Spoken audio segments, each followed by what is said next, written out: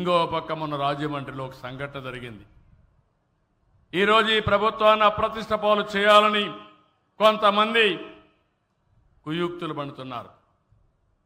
లేనిపోని సమస్యలు, సహజంగా మరణించిందని కూడా ఒక పాస్టర్ సహజంగా మరణించి దాన్ని కావాలని ఎవరో చంపారని చెప్పి పెట్టారు.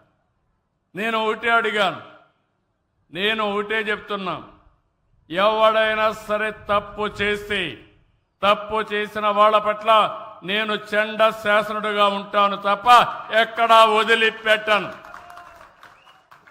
అదే సమయంలో రాజకీయం చేసి తప్పుడు ఆరోపణలు చేసి బురద జల్లే కార్యక్రమం చేస్తే మాత్రం నేనంత ఈజీగా వదిలిపెట్టినా. ఒకటి ఉంది, నన్ను కూడా మోసం చేయగలిగారు. బాబాయిని చంపి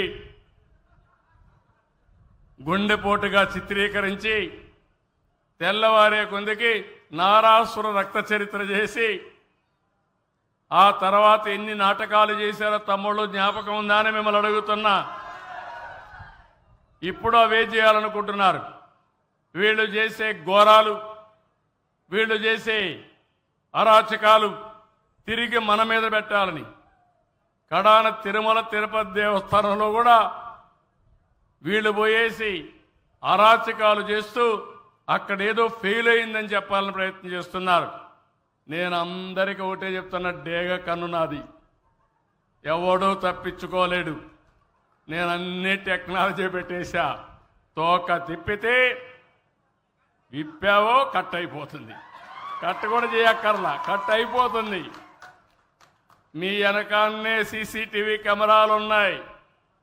నువ్వు ఎక్కడ పోయినా దాగలేకుండా ఉండేడుగా డ్రోన్స్ ఉన్నాయి. నిన్ను కనిపెడుతూ ఉన్నా. నేను ఉండను కానీ నేను పంపించినట్టు ఏదో ఒకటి నీ ఎంట్లాడుతూనే ఉంటుంది. తప్పు చేసిన వాడికి మాత్రం శిక్ష తప్పదని మరొక్కసారి హామీ ఇస్తున్నా.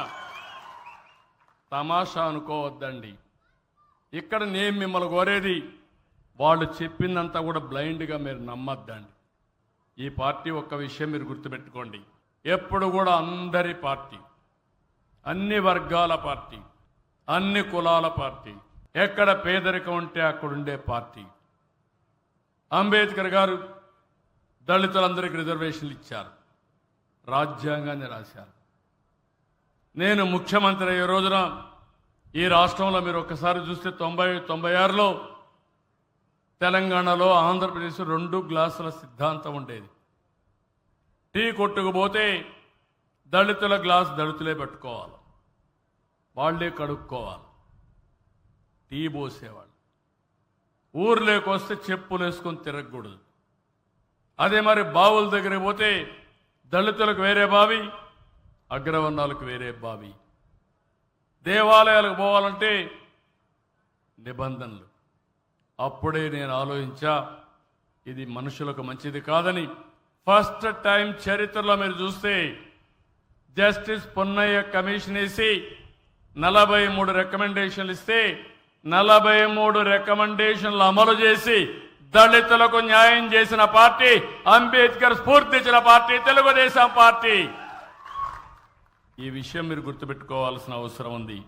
ఇవన్నీ చేసిన తర్వాత టాస్క్ ఫోర్స్లు వేసి ఎప్పటికప్పుడు పనిచేసి అందరం ఒకటే అనే విధంగా ముందుకు తీసుకుపోయాం.